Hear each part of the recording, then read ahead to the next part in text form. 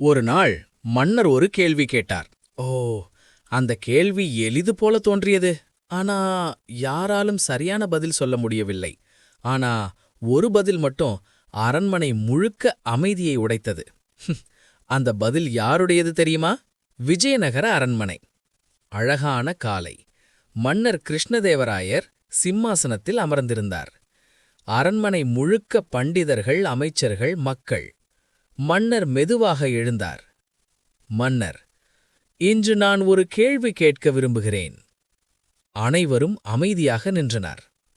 யோய், மன்னர் கேட்டார், இந்த உலகத்தில் மிக வேகமாக ஓடுவது என்ன? அரண்மனை முழுக்க சற்று குழப்பம். எல்லோரும் ஒருவரை ஒருவர் பார்த்தார்கள். ஒரு பண்டிதர் முன்வந்தார். அரசே, காற்றுதான் வேகமானது. மன்னர் சிரித்தார், ஆனா தலையசைத்தார். மற்றொருவர், ஒளிதான் வேகமானது. மன்னர் மீண்டும் மறுத்தார். மூன்றாவது ஒருவர், குதிரை வேகம்.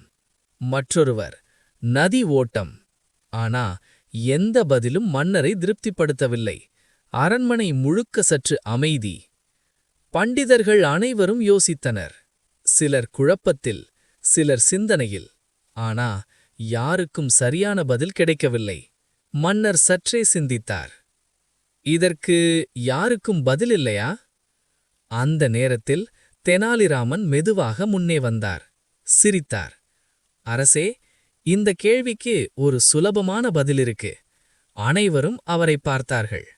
தெனாலிராமன் சொன்னார், நம்ம மனசுதான் உலகத்தில் மிக வேகமான ஓடும். அனைவரும் அதிர்ச்சி. மன்னர் கேட்டார், எப்படி? தெனாலிராமன் சிரித்தார். ஏனென்றால் ஒரு நொடியில் நம்ம மனசு கடந்த காலத்துக்கும் போகும். அதே நேரத்தில் எதிர்காலத்தையும் நினைக்க முடியும். நாம் இருக்காத இடங்களுக்கும் போக முடியும். அதனால்தான் மனசுதான் வேகமானது. அனைவரும் அமைதியாக கேட்டுக்கொண்டிருந்தனர். மன்னர் கைத்தட்டினார். அது உண்மை. அவர் மகிழ்ச்சியாக சொன்னார், நீ மீண்டும் உன் புத்தியை நிரூபித்தாய். தெனாலிராமன், மனசை கட்டுப்படுத்தினால் வாழ்க்கை எளிதாகும். If you enjoyed this story, like, comment, subscribe for more.